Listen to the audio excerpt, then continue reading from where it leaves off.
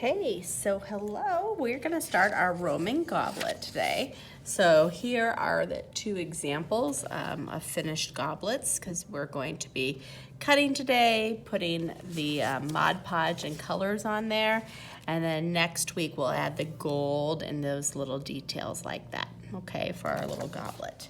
So what you're gonna be needing today, you'll have one of these sheets here, and this is going to go over, this little dotted line is the fold, on how to draw your goblet. And you can use pencil or I'm going to use white colored pencil so you can see it.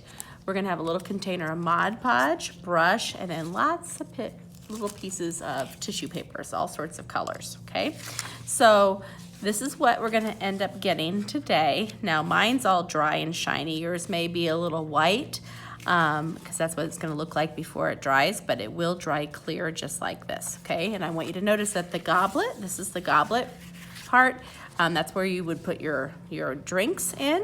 So you're going to fill up that with this tissue paper, but we're going to leave the stem and the base free. We're not going to add any tissues right here in the stem where you would hold, or the base that would sit onto the table, okay? So just in the part where the actual liquid is. Okay, so the first thing we're gonna do is we're gonna make our goblet. We're gonna use this black paper. So we're gonna take our paper and we're gonna fold it in half. And so, not that you can't fold it this way, but it's gonna be more of a bowl versus a goblet. So I think it's best to set your paper vertically, which is tall. And then you're gonna take your paper and you're gonna fold it in half. So once this paper's folded, I'm going to write my name and my class code, okay? Then you're going to draw. So what I want you to notice is I flipped it over, and this side right here, this is my fold. See, that's the folded area, and then it opens up on the other. So I'm right-handed, so I'm gonna do all my drawing here. If you're left, your fold, which is right here, could be on the other side, okay? But it's very important that you know this dotted line here, that represents the fold, okay, when you're drawing. So I'm gonna hold this right there. There's my fold, and here's my opening. Now you can make it shorter. I'm gonna make mine big. So I'm gonna start at the very, very top of the paper. And notice I'm about a finger width from the edge. I really wanna use this up. I don't want a skinny, tall goblet. I want it to be really, really wide. So you'll notice how it goes wide and it gets narrow, it gets the thinnest at the base, and then it gets wide again for the, at the handle and then the base. So we're gonna start up here, kind of following the edge. I'm gonna slightly curve it in. I don't wanna get too close, so another finger width, that's good.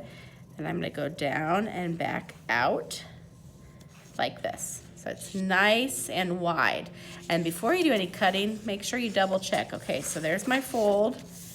So I'm good, because if not, you're gonna have two funny pieces.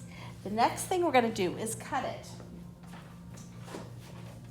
So I'm gonna take my scissors, and we've used scissors before. I'm gonna cut both pieces at the same time. And I just kind of curve the paper and kind of turn it, keeping my fingers out of the way. I'm kind of holding the part that's folded. I'm gonna cut all the way to the top of my paper. These pieces can be recycled. And then when I open this up, I have a nice goblet. Now, if you open it up and you're like, I don't like it, maybe there's something that's a little too wide, you can fold it and then cut a little bit more, or draw and cut a little more, but I like it. I think it's not a nice place for the liquid, the handle, and then I've got a nice base here, okay? Move this out of the way. Now we're going to do the Mod Podge, which is this really fun, shiny part, okay? So I've got my little mat here so that it's protecting my table. And the Mod Podge, you'll notice, has definitely a distinct odor, so you'll definitely know the smell. It's not gonna hurt you, but you'll definitely notice the smell when we open it up. And then you're gonna get a tissue paper. So I'm gonna set a tissue paper at the top. I'm gonna dip my brush in here. And notice, see my fingers kind of holding this first piece? And I'm going from the center, and then I'm painting out. So I just need a thin layer. Then I can choose another color. And I wanna always overlap it a little bit, okay? So this next one's a little easier because it's gonna kind of stick on the other one. And then I'm gonna overlap that and cover the tissue. Then I can go to another one, slightly overlap it, and then paint that on. Okay, if it goes a little bit above the edge, don't worry about that. See, sometimes they stick together too. Don't worry about that if it does, because next week when this is nice and dry, if I need to do any kind of trimming or you need to do trimming, you can. So then there's another one. And I'm just kind of choosing kind of my warm colors right here. So warms are reds. Actually, that's a violet right there. So reds and pinks and oranges and yellow. I did grab a violet right there that got in between, which is fine. And here's another violet there. So I have my colors here. And then this next row, I can choose maybe the same colors, or maybe this time I'm gonna choose greens and blues.